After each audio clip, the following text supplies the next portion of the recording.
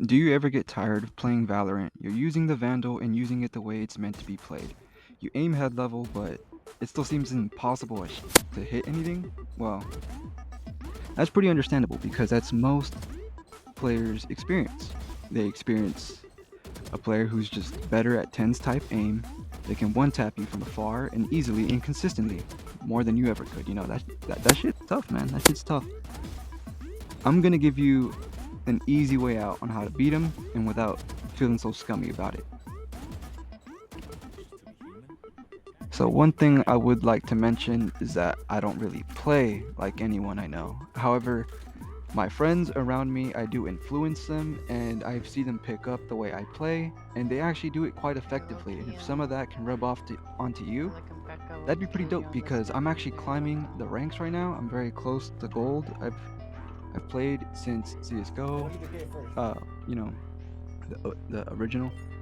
I've played since Valorant Beta, so I've been playing Valorant for a while, although if not consistently. But overall, I mean, I'd say I never really had to pick up the Vandal. I've always just been able to do the objective and top frag easily as well, like all the way up to plat for the most part, without the Vandal.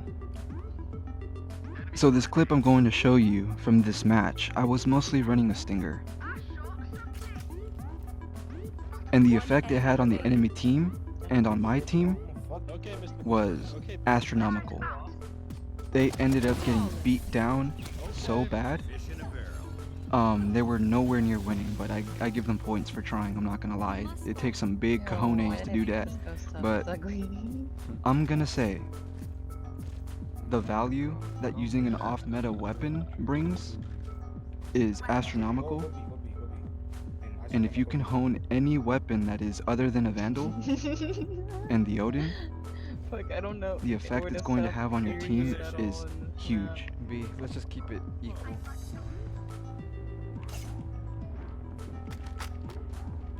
They're rotating? No, not. Wait, no, yeah, they're going back. I don't have time to shoot. Stim beacon here. Gotcha. One enemy remaining. Spike down. He's 114, he's got a bucky. So as you can see from this first clip I'm showing you here, you can see I got 2 kills. This Euro was able to get this weird kill by just continuously jump shotting. It was a little weird, it caught me off guard honestly, but overall I would say he wasn't using that bucky effectively. But second round stinger with shield and the majority of your util, if you can get comfortable taking armor and stinger and get over the fact that you might not be able to buy Vandal next round, you can get a clear advantage which people cannot handle, and this can help you win early rounds which are necessary to secure the win. So this next clip is further on into the match, and I've been playing Stinger the whole time. The enemy team has not figured out a way to counter me, they just try to play around me or avoid me altogether. However, I bought an op covered mid, and once I realized they were just hard pushing onto one of the sites because they know I covered mid, I picked my Stinger back up, which I had bought, along with me into the round. And then I had win and operate, and then just take a look at this. I'm gonna be. The hunt begins. Spike down. B. I'm gonna go It's you and me. Stim beacon down. Belt's ready. Open up the sky. One enemy remaining. That's 3. Oh my god. We got 5. That's bingo. This is not normal. Switching sides. So clearly I was able to rotate fast as hell with my Stinger. The move speed you get with, like, for example, the Agent Brimstone and his stim beacon. You use a Stinger and a stim beacon, you're strafing for days. It's beautiful. You gotta try it. But look at this next clip. This next one is even crazier. Don't worry. We win. Sewer has his stinger. It is really OP early rounds, I'm not gonna lie, especially since I'm good with it. Turret out. Stim beacon here. Stop your fire. That's a one way, watch out. I'm gonna smoke. I'm gonna. I see you up with a shotgun. I fell off. Our stone's mid. Got the Spike spike. carrier killed. Wait, let's just rotate. They're behind us. Now we're cooking. So at the time of rotating, my ISO tells me that they're running stingers, and this is a good thing for me because my stinger is better than their stinger. They're using it because they think it's OP, but in reality, I practiced with it.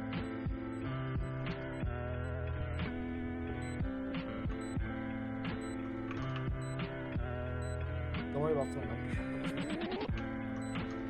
One enemy remaining. That's the lot of them. Okay. Yeah, pistol round, it's OP. Hackers win. Have a good day. Have a good day. I told them I top frag. And I feel like a lot of you are going to doubt that this strategy is pretty viable, but overall, I've been climbing pretty high. And even though I'm only silver this season, I've been having a pretty high win ratio. I mean, just take a look at this. And not only that, I've also practiced with the bucky, which is also pretty viable. And sometimes I even switch stinger and bucky in game, and it just makes me even more of an unpredictable asset to have on the team. No one can comfortably face me, whether I'm in my smoke or outside my smoke behind cover where they can't spray me or wallbang me. I'm using it to my advantage. I use the battlefield to put myself in a position where that weapon is going to be effective. And at the end of the day, that's all you have to do to get a kill. And in turn, a kill will help you do the objective. So my girlfriend, who plays with me, consistently knows how I play often. And typically I tend to lead the pace of our push if she's behind me because typically I have that leader type mentality. Although I never backseat game because that's horrendous. I hate it. I hate it when people do that. But I take on this enemy Raze who has an outlaw. And I whiffed the first shot, but it was an easy 1v1 overall.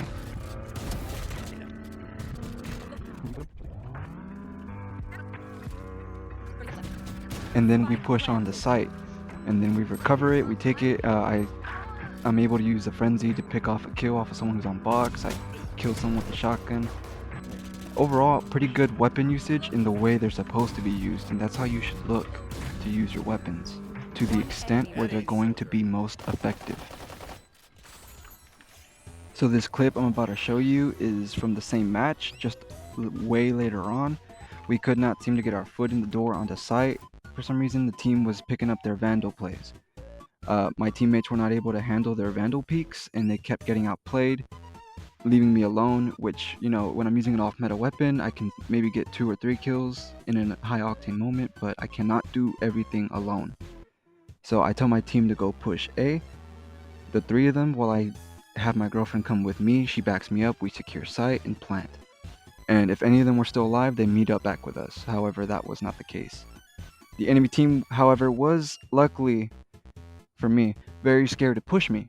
They did not want to push me at all when I was holding, and they instead ran onto site, which was a bad idea for them.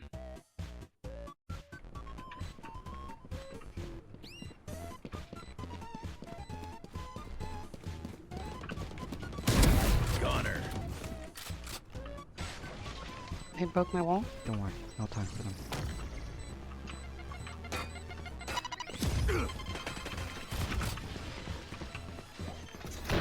One enemy remaining. Open up the sky. One enemy GG remaining. boys. Attackers win. The biggest thing to remember is that you don't really have to give up the Vandal. You should just try picking up off-meta weapons more often, because if you're not that good with the Vandal anyways, and that's all you run, don't you think it'd be time to maybe try a different weapon? It's pretty refreshing overall to try a different weapon you're not normally used to playing with, but the way people react once you start to get somewhere with it and you understand where its strengths are and its weaknesses are, people see that and they call you Bucky Demon, Stinger Demon, Specter Demon, Ari's Demon. We don't talk about the judge, that's for nerds. But either way, if you can get effective with these weapons. You can pull off some crazy shit like my girlfriend right here, who is about to perform this sick clip. And I'm gonna end it right here because this pretty much proves my point.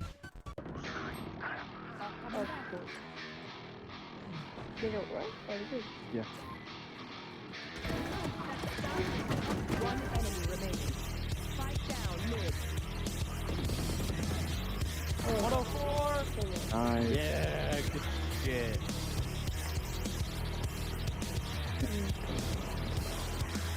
All mid, all mid. Spike down mid.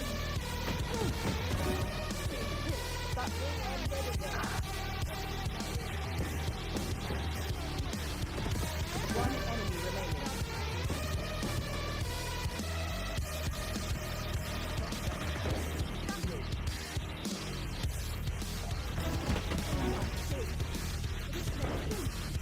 One enemy remaining.